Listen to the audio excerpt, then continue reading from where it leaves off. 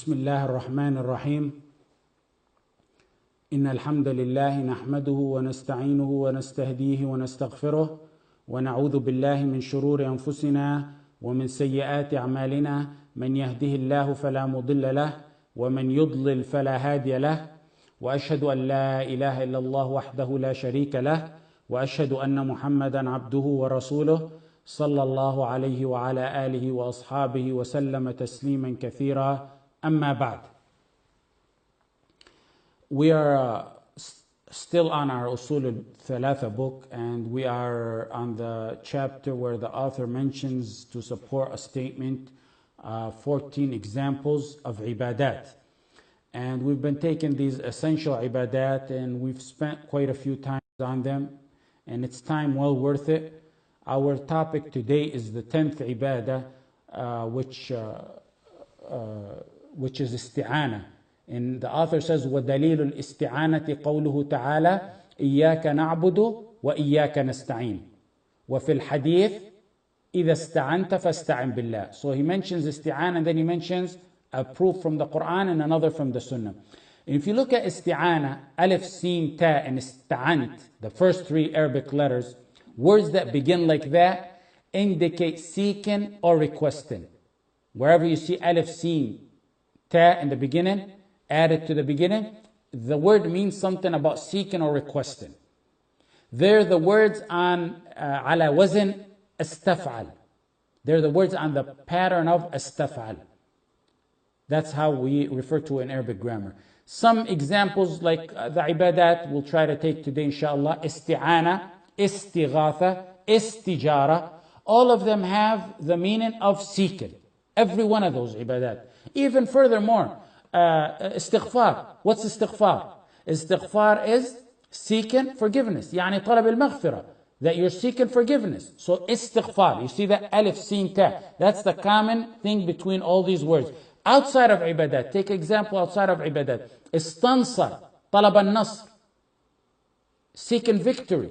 When you one seeks victory, istansar. فإذا الذي استنصره. Some scholars say it's the alif and sin that imply or mean the request. It's the alif and sin, the letters alif and sin in the beginning that imply the request. Some of the scholars say it's the sin by itself. This is a dispute among the scholars of grammar. Some say it's the sin by itself, and then some say, like I mentioned, alif, sin, ta all together.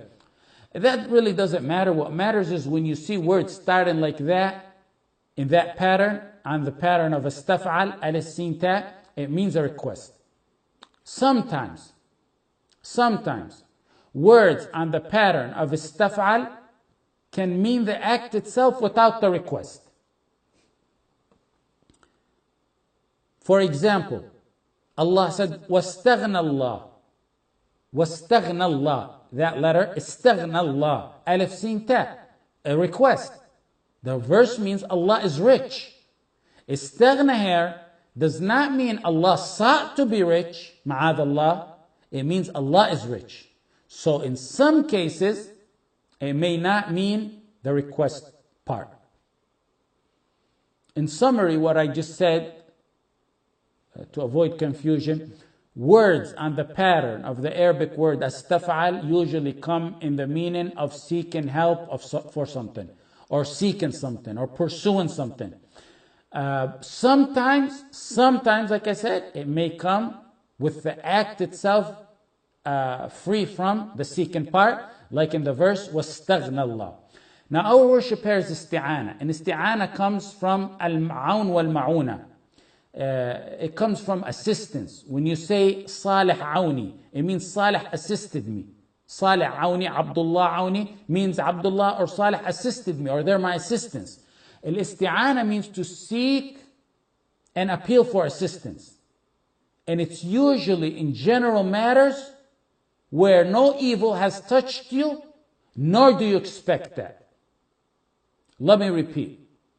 Isti'anah is to seek and appeal for assistance, and then pay attention to this delicate following sentence, because the following sentence, isti'anah, is to seek and appeal for assistance. The following sentence will help you distinguish between this isti'anah and the following two worships that we're going to take after this. And you'll know its value when we take the following two worships, because it's a delicate difference. The sentence that I wanted you to keep an eye on is that isti'anah is usually in general matters where there's no evil that has touched yet, nor do you expect it. You don't expect evil. Isti'anah has different forms or types. And there's six forms of isti'anah. The first form of isti'anah is appealing for assistance and aid from Allah with the conditions and pillars. And there's 4 pillars to it. Complete humility to Allah. Isti'anah with complete humility to Allah. Isti'anah with complete submission to Allah. Isti'anah with complete tawakkul on Allah, meaning reliance on Allah and trust in one's affairs to Allah. And isti'anah with complete certainty in Allah, meaning one is certain that Allah subhanahu wa ta'ala is sufficient for him and having confidence in Allah subhanahu wa ta'ala. This is the type, if you direct it to other than Allah, it's major shirk. And it can only be directed to Allah. This category, this form, can only be directed to Allah subhanahu wa ta'ala. This type of isti'anah is the meaning of the hawqala. Hawqala in Arabic is the word referring to la hawla wa la quwwata illa billah. There's no might nor power except in Allah subhanahu wa ta'ala. No one can attain benefits and save himself from harm or be aided in any matter, deen or dunya, except through isti'anah in Allah. So this category is a definition to the hawqala, which is la hawla wa la quwwata illa billah. You need isti'anah in Allah in everything, whether it may be doing the ordains, or whether it may be isti'anah in Allah and leaving the prohibitions, or whether it may be in patience during the trials of this life. You need isti'anah not just in this life, you need isti'anah in the life after, and in the grave, and on the judgment day. No one will assist you with anything but Allah subhanahu wa ta'ala. Whoever seeks the assistance of Allah subhanahu wa ta'ala, Allah will aid him. This is why you may now know why we must say as a fard from Allah subhanahu wa ta'ala, إِيَّاكَ نَسْتَعِينَ 17 times by fard in our salah. إِيَّاكَ نَسْتَعِينَ إِيَّاكَ نَعْبُدُ وَإِيَّاكَ نَسْتَعِينَ. You alone we worship, and you alone we appeal for aid. This is the first form of isti'anah. The second form of isti'anah is isti'anah or seeking help in a creation, in something which He is capable of helping you in. Isti'anah or seeking help from a creation, from a person, in something He is capable of helping you in. This matter depends on the action that is sought. It depends on the action that is sought. Is it halal or is it haram? If someone seeks isti'anah in another in a matter that is halal, then it's permissible for him to do that. And the one who's being asked will get reward for responding and helping. For example, someone is moving and he says, brother, can you help me in moving my furniture? Or when you came to the dars today, you ask a brother, can we carpool to the dars? Allah said, وَتَعَاوَنُوا عَلَى الْبِرِّ وَالتَّقْوَى. Seek assistance with one another upon righteous actions. وَتَعَاوَنُوا عَلَى الْبِرِّ وَالتَّقْوَى. That's the Surah Al-Ma'idah. There's another one, وَأَحْسِنُوا إِنَّ اللَّهَ يُحِبُّ الْمُحْسِنِينَ. Do good. Indeed, Allah loves those who do good. And that one is in Surah Al-Baqarah. That's if it's halal. That's if it's halal. What about if the matter you seek isti'anah in is haram? If the matter you're seeking isti'anah in is a haram issue, then it's forbidden for the one seeking isti'anah to ask, and it's forbidden for the one who is asked to even help. That's, for example, like someone being asked to hand or bring or buy a cup or a can or a bottle of alcohol. Or, for example, one asking another one to go and co-sign for a riba contract, or to witness in it, or to drive him to that, or to drive him to any sin, transport him to any sin. That is haram. That is, what's the proof on that? The verse that I just mentioned. وَتَعَاوَنُوا عَلَى الْبِرِّ وَالتَّقْوَى وَلَا in Surah Al-Ma'idah وَلَا تَعَاوَنُوا عَلَى الْإِثْمِ وَالْعُدْوَانِ. Do not assist one another in prohibitions and sins and transgression. It's by the clear verse. وَلَا تَعَاوَنُوا عَلَى الْإِثْمِ وَالْعُدْوَانِ. That's the second form of isti'anah.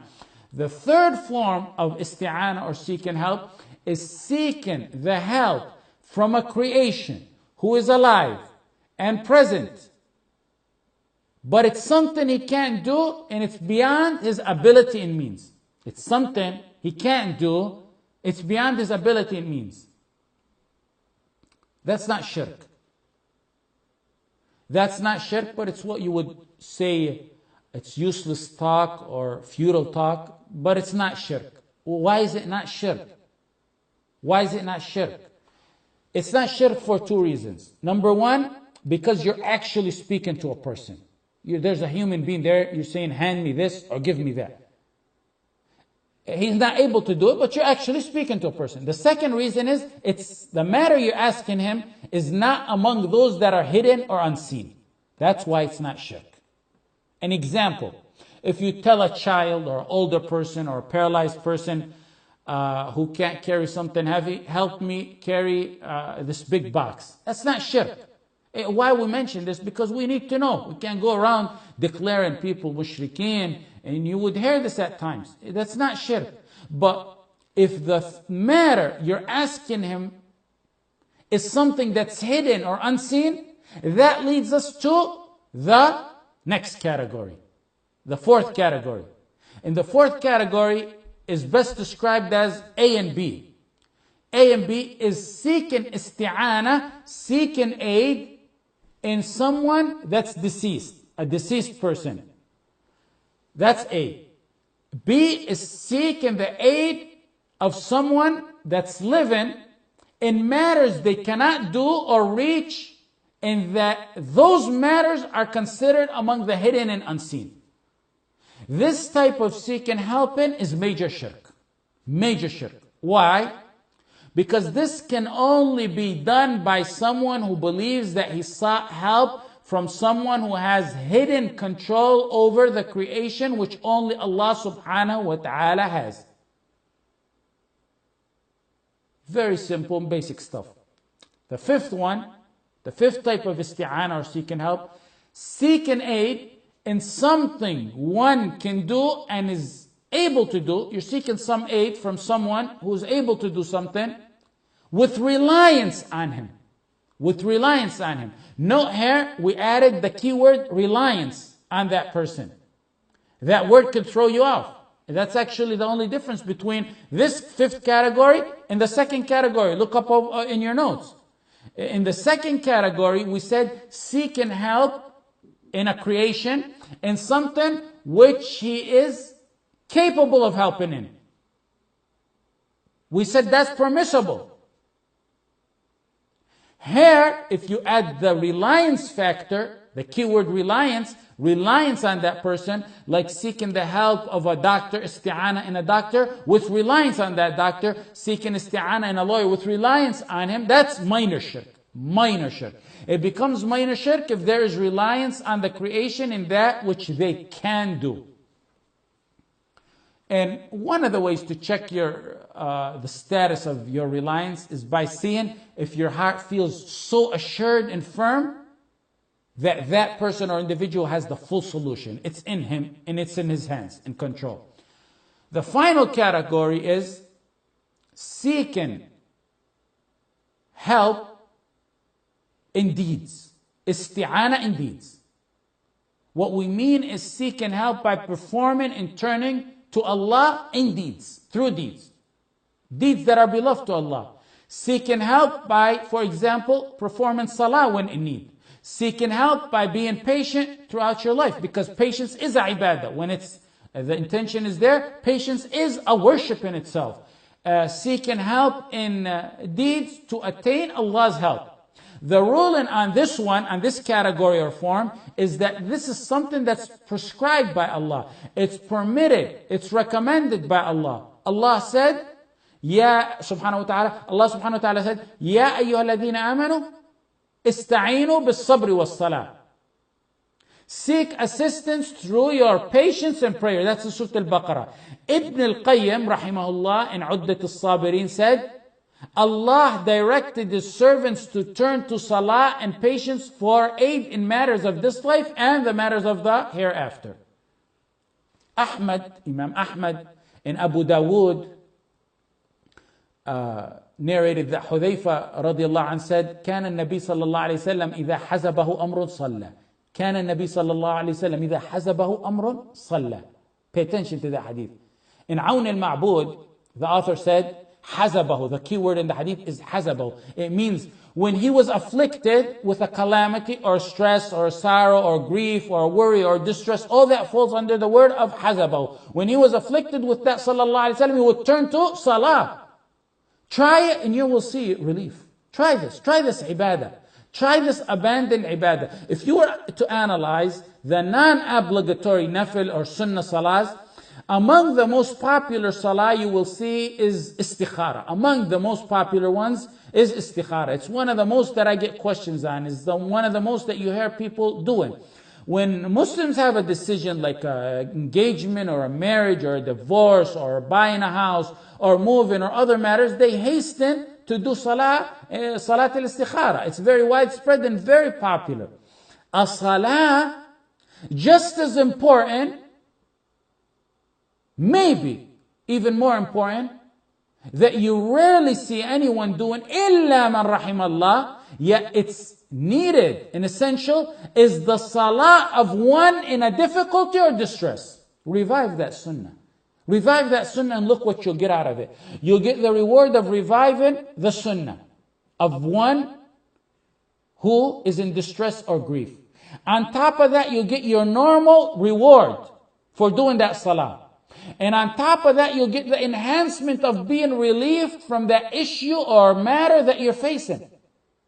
When a brother or sister gets an anxiety attack or stress, or they're expecting a hardship, or they're facing a hardship, or they anticipate, for example, bad news, may Allah subhanahu wa ta'ala save you from all that, at home or at work, head to those 2 rak'ahs. Pray those 2 rak'ahs. Ibn Kathir rahimahullah said, salah is the biggest aider for firmness in all matters.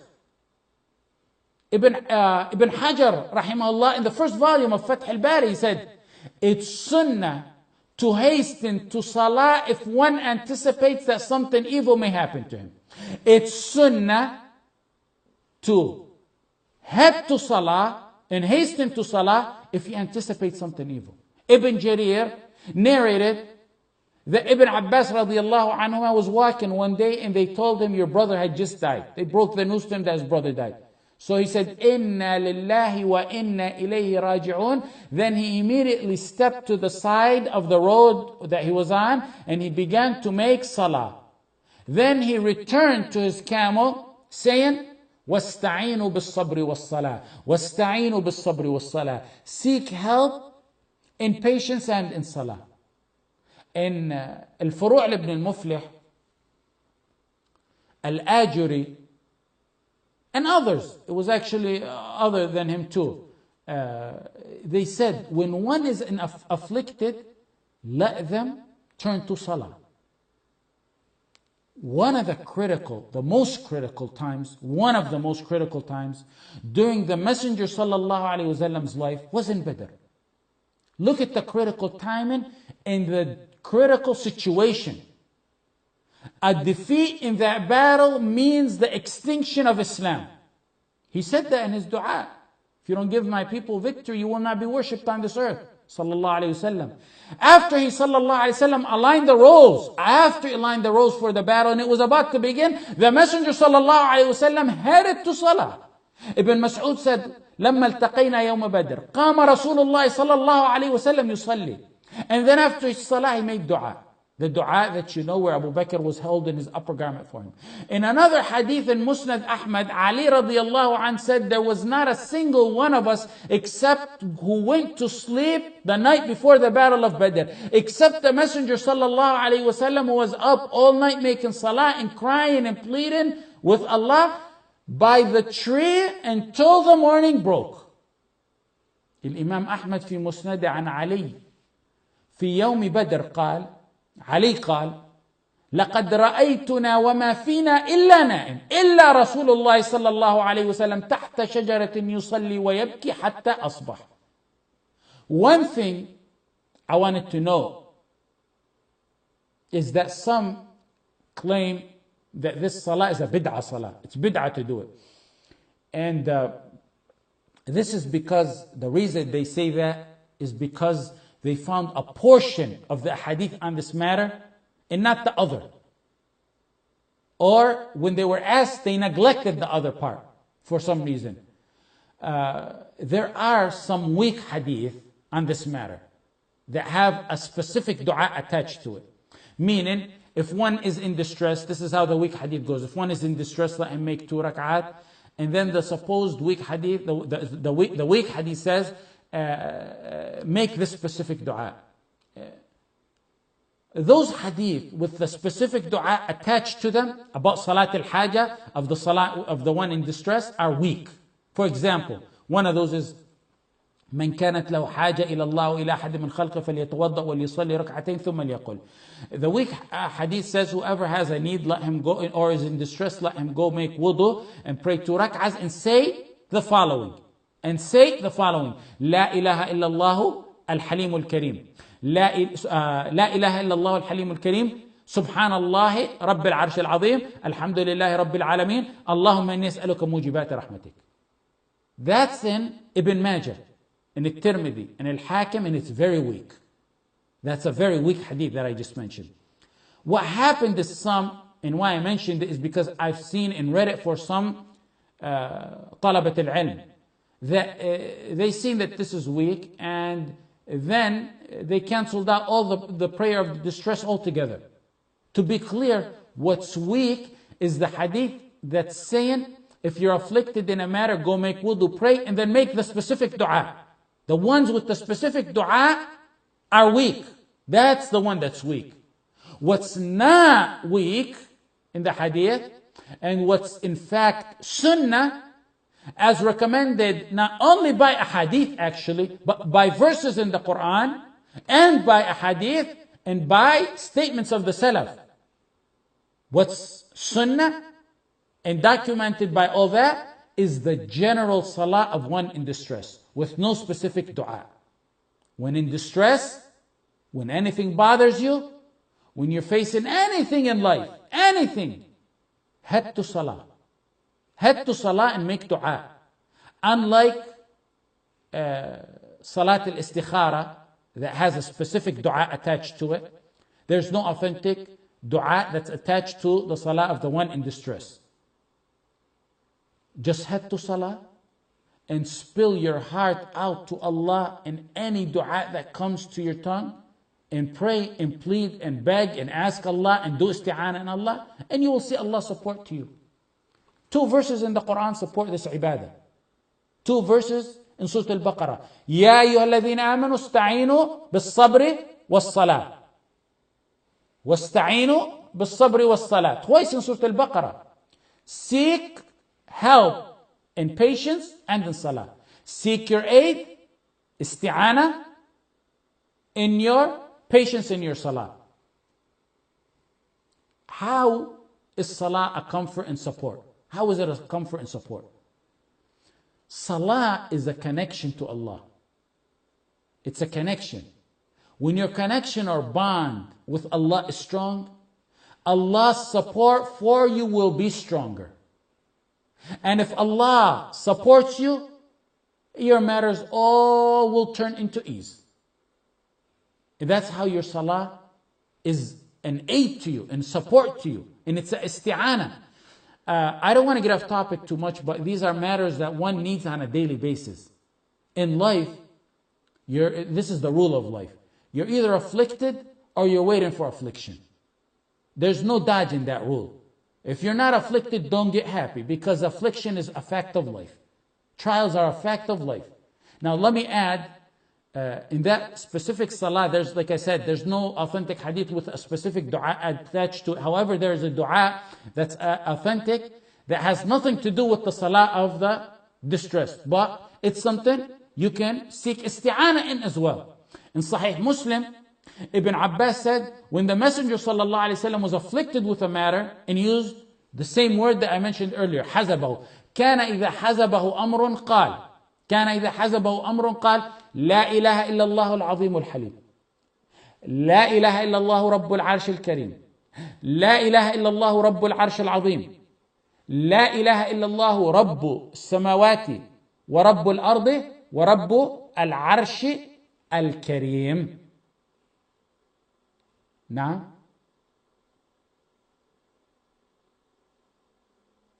You should have had your phone recording here, or next time, please get it from one of the brothers, or after class, we answer questions. May Allah subhanahu wa ta'ala reward you and protect you. That's just to save time during class, because every minute here counts, and it's easier for the brothers recording so they can upload it quickly. But I will repeat it inshallah this time. The hadith is when the Prophet ﷺ was afflicted with a matter, and it starts off just like the salah. كَانَ إِذَا حَزَبَهُ. حَزَبَهُ means a matter afflicted. Like I said, it's sadness, calamity, anything.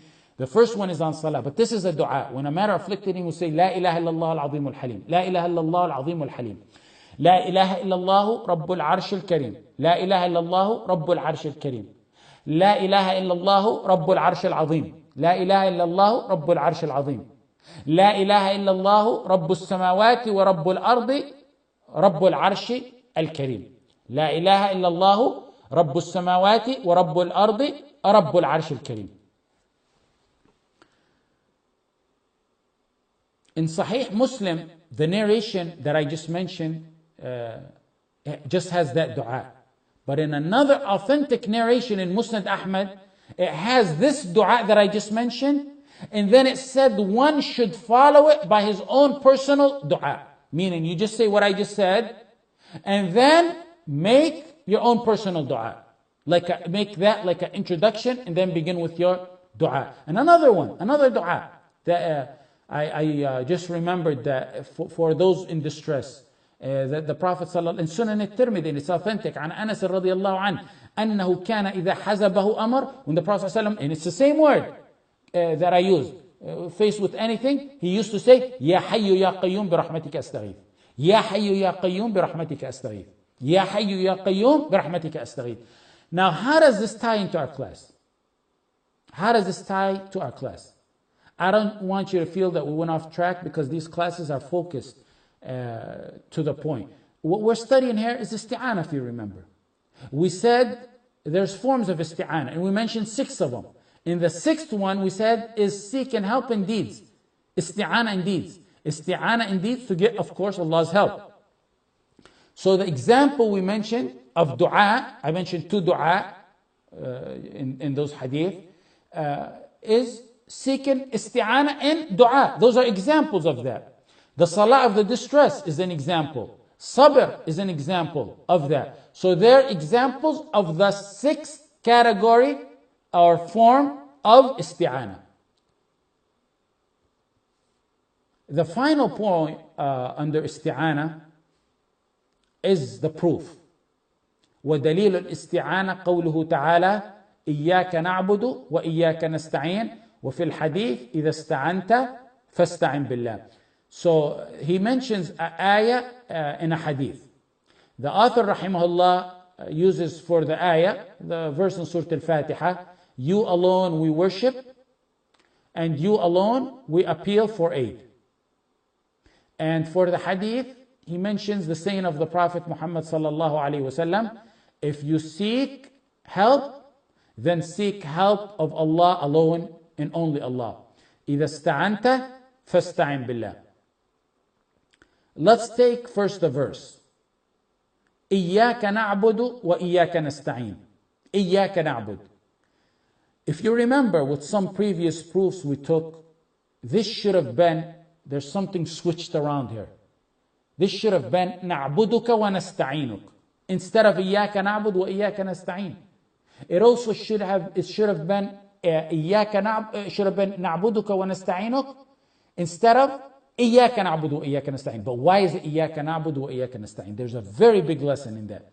He mentions the word upon which the verb acts before the verb itself. He said, إياك نعبد instead of نعبدك. The rule is أريد الحصر والقصر فقدم ما حقه التأخير. أريد الحصر والقصر فقدم ما حقه التأخير. According to the principles of the Arabic grammar, the language which the Quran of course was revealed in, bringing forward, what I just told you earlier, bringing forward that which usually comes afterwards indicates restriction and particularization. تقديم ما حقه التأخير يفيد الحصر والقصر. You remember how many times? I believe we went over it twice, but it's okay to keep going over it so it'll stick and be embedded in our minds. The words were switched around to stress and emphasize that directing ibadah or isti'anah is only for Allah subhanahu wa ta'ala the Most High. And it's shirk to give it to other than Allah. It only belongs to Allah. It's to stress that fact. Only to Allah. Let me give you an example outside the Quran, outside the verses of the Quran. Maybe that'll help you understand. In Arabic, you say, ضربت زيدا. I hit Zayd. First you say, I hit, then you say the name. I hit Muhammad. I hit Salih. However, you can flip them around. You can flip it around to say, زيدا ضربت. يعني لا غيره. When you flip them around, and that's not common, the more common is the other way, the first way that I told you. When you flip them around, it means you're trying to stress the fact that the only one you hit was Zayd or Salih or whoever you mentioned. إياك نعبد وإياك نستعين is not نعبدك ونستعينك, because this is a dangerous matter of shirk, and it's to stress that you only worship Allah and only Allah. You only give Allah your isti'anah and your ibadah. And you only seek your aid from Allah. It's switched around to restrict and particularize and emphasize ibadah and isti'anah to Allah alone. إياك نعبد. إياك نعبد, Ibn Abbas said, means you alone Allah we worship, and you alone Allah we fear, and we have hope in no one other than you. إياك نعبد, just as it appears to declare that we worship Allah alone, it also declares that we renounce shirk. Just as it declares we worship Allah alone, it declares that we renounce shirk. Because Tawheed is إثبات النفي. إياك نستعين. We declare with that no one has the right and power to assist us but Allah. You alone we seek and appeal for assistance. You alone, Ya Allah, we seek and appeal for assistance. Why did he say, إياك نعبد وإياك نستعين? You alone we worship, and you alone we appeal for aid. Why wasn't it you flipped around? Why wasn't it you alone we appeal for aid and you alone we worship? He mentioned na'bud before nasta'in. The ulama said it's because ibadah is more important. Now, another question. We said isti'anah is a worship. Isti'anah. All our talk today is a worship. It's about a worship, the ibadah of isti'anah. We've been saying, as I say in every one of the last few classes, we're going over the 14 matters of ibadah, of worship, that the author chose as examples. Isti'anah is one. It's our topic today. It's called and considered a worship. So why is the verse, we worship you only and we seek your aid only, Ya Allah? Had it been we worship you, had it been إياك نعبد right there, period, wouldn't that also include the following worship, which is isti'anah? Wouldn't that be included as a ibadah? إياك نعبد. Nasta'een, isti'anah is included in the ibadah. Appealing for his aid, isti'anah, is part of ibadah. It's part of iyyaka na'bud. Why did he mention it separately if it's already included in iyyaka na'bud? There's 3 reasons some ulama mention. The first reason is what you call mentioning the broad matter, which is iyyaka na'bud, mentioning the broad matter, which is iyyaka na'bud, then emphasizing a special or important or essential matter, which is iyyaka nasta'een. You get that better if I tell you another verse. حافظوا على الصلوات والصلاة الوسطى. Guard your prayers and your middle prayer. He said, guard your prayers and the middle prayer. Isn't the middle prayer already? Had he said guard your prayers, period, wouldn't that include the middle prayer? Of course it's included. The reason he specified the middle prayer, even though it's included in the prayers, is to emphasize the special salah or important salah, which is the middle salah. Another example. If a mother has 3 children, 4 children, and she sends them off with a babysitter or a relative or a friend to the park or somewhere, or to sleep the night over her sister's house. One of them may be an infant or sick, for example. She's going to say, take care of my kids. And then she's going to say, take care of Muhammad, or be careful with Muhammad. Isn't Muhammad part of her kids? Isn't Muhammad included when she said, take care of my kids? Of course. But what she means is, pay extra special attention to Muhammad, or Muhammad's important, or there's something about Muhammad that you need to take care of. That's one reason. Another reason some ulama mentioned for mentioning both, even though isti'anah is included as a ibadah, is because the first one, iyyaka na'bud, ibadah here, is purely a right of Allah. It's a right of Allah purely. Whereas isti'anah, yes, it's a right of Allah purely, but it relates to the servant in that he's also asking aid for himself from Allah. That's another reason.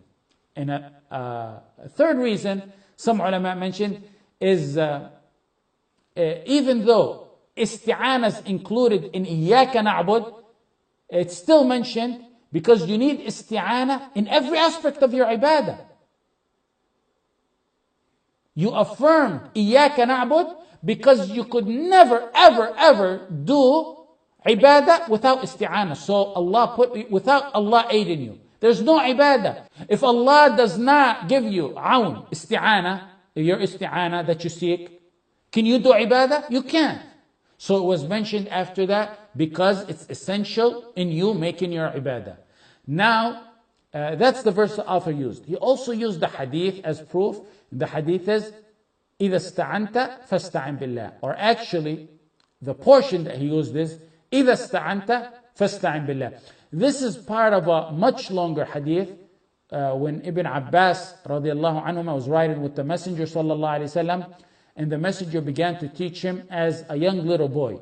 The Messenger took the opportunity while Ibn Abbas was riding with him to teach him. He told him in the hadith, يا غلام إني أعلمك كلمات. يا غلام إني أعلمك كلمات. احفظ الله يحفظك. احفظ الله تجده تجاهك. إذا سألت فاسأل الله وإذا استعنت فاستعن بالله. واعلم أن الأمة لو اجتمعت على أن ينفعوك واعلم أن الأمة لو اجتمعت على أن ينفعوك بشيء لم ينفعوك إلا بشيء قد كتبه الله لك وإن اجتمعوا على أن يضروك بشيء لم يضروك إلا بشيء قد كتبه الله عليك رفعت الأقلام وجفت الصحف. This is actually one of my favorite hadith. This hadith, I don't know, I can't see how anyone can go on his day-to-day life or his lifetime without at least keeping the meaning of it between his eyes. It's a hadith one can literally write several volumes on its explanation or give a series of lectures on it without no exaggeration. It's a hadith that establishes tawakkul and isti'anah, and it puts one at ease and peace of mind. The author chose the statement that pertains to our issue here. Out of that hadith, he chose, إِذَا اسْتَعَنْتَ فَاسْتَعِنْ بِاللَّهِ. If you seek aid and assistance, seek it from Allah alone. If you seek aid and assistance, seek it from Allah alone. We're poor to Allah. We're poor to Allah. We're weak to Allah.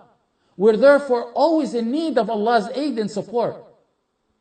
So the hadith says, turn to Allah in isti'anah. When you're faced with anything, genuinely and truthfully and wholeheartedly, turn to Allah in isti'anah, and you will see that Allah is ni'mal mawla wa ni'mal nasir. He will be your protector and He will be your supporter, and what an excellent protector and supporter and helper He is. Turn to Allah. Turn to Allah sincerely in your matters. From the beginning of your matters to the end. From the start of your matters to the end. What I mean by that is, don't go seeking every single means and remedy. Then when you hit a dead end and everything, then you go turn to Allah. Allah will then accept you, of course. But make it a habit to turn to Allah from the start of your matters.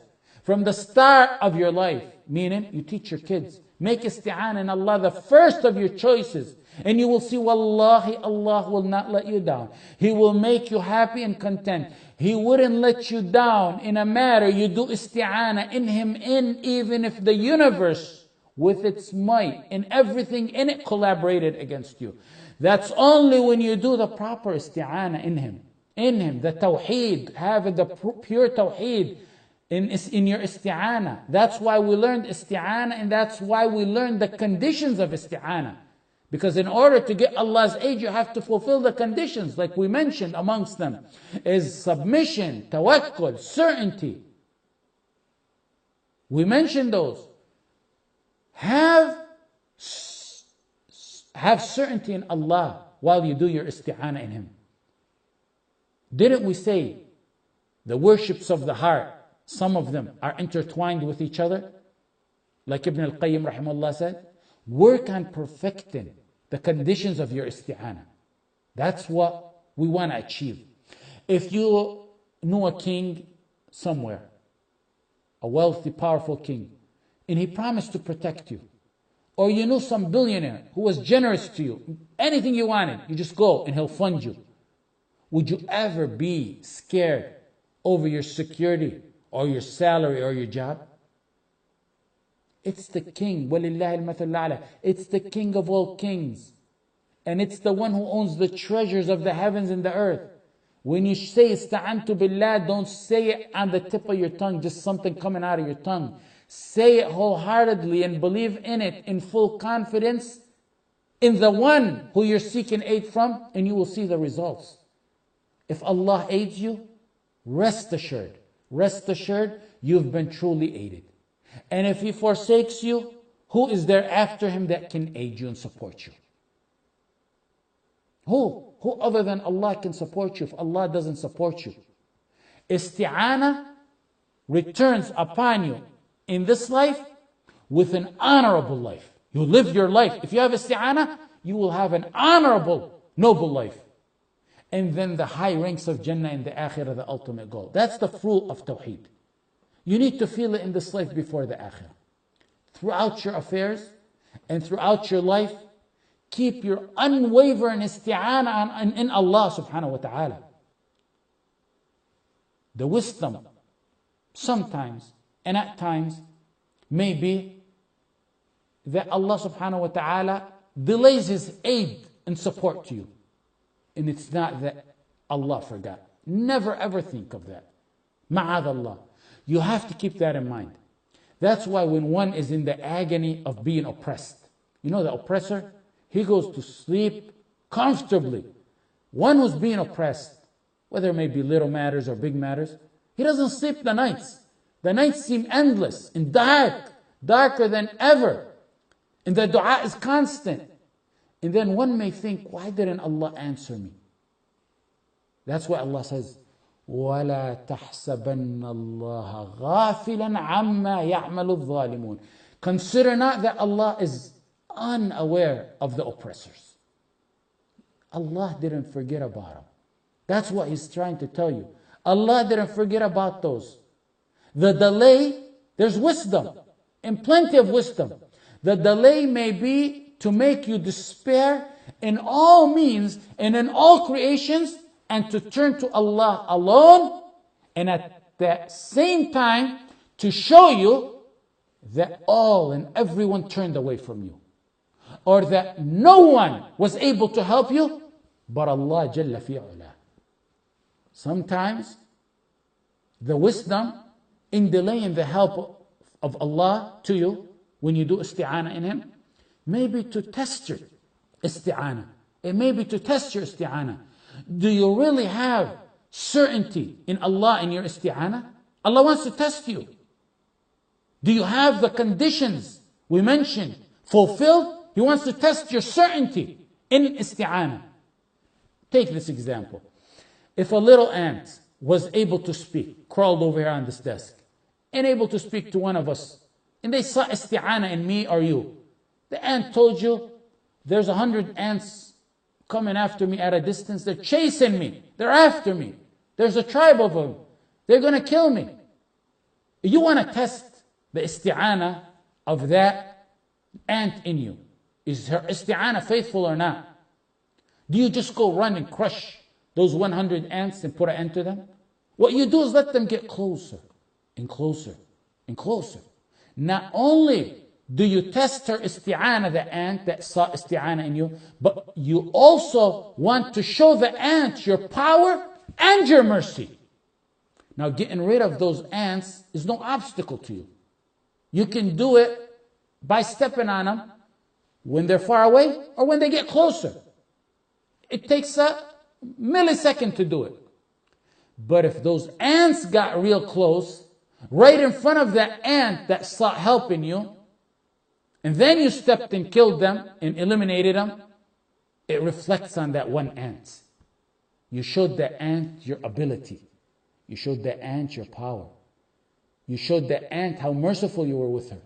You showed her how you fulfilled your promise. وَلِلَّهِ الْمَثَلُ الْأَعْلَى. Allah has the supreme examples. Allah tests you to relieve you. Allah tests you to relieve you. Allah tests you to be merciful and compassionate over you. He lets matters get closer and closer and closer to you.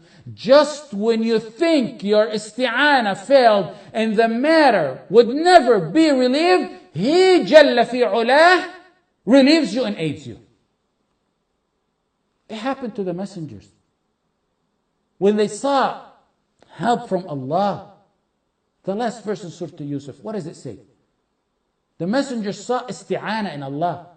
حتى إذا استيأس الرسل وظنوا أنهم قد كذبوا جاءهم نصرنا. They were reprived. Until when? Until when the messengers gave up hope. They gave up hope. And then they thought they were denied. They were actually, some scholars say that they were sure they were denied. It was the end. They hit the dead end. What happened then? They were denied. They hit the dead end. Then comes to them our help. The help and aid and support for those messengers who saw isti'anah came when? Pay attention to those details when you read the Quran. It came when they gave up hope and they thought they were denied. Who was it were denied until the last moment? Me and you? It was the messengers of Allah subhanahu wa ta'ala, the best of all creation. Ibrahim alayhi salam, his beloved messenger, the Khalil of Allah, and one of the special 5 messengers, Ulul Azm.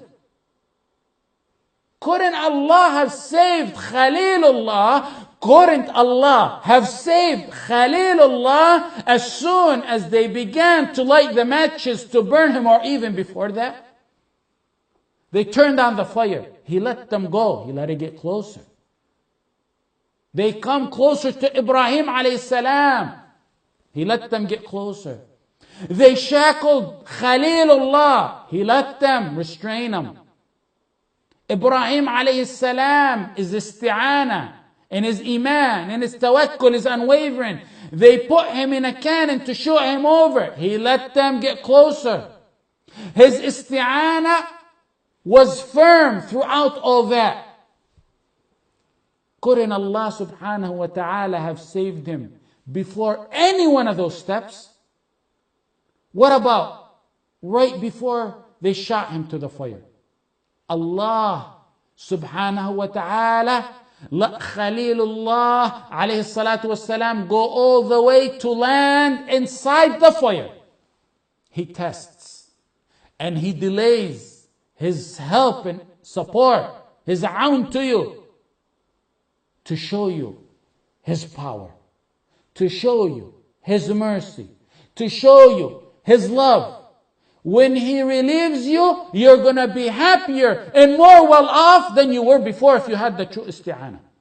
He tests you and lets it get closer because he wants you to be unwavering in your yaqeen, in expecting Allah's aid. Allah's aid. When the young kids, you know the story of Surah Al-Kahf, teenagers, Surah Al-Kahf, the young men, they saw isti'anah in Allah. Allah directed them to a cave. Let me ask you a question. Do you ever hide in an open room? What do you do? What's the first thing you do when you hide? You close the door and you put a chair or something or a dresser behind the door. Is sleeping, and all of them sleeping, something that coincides with people hiding?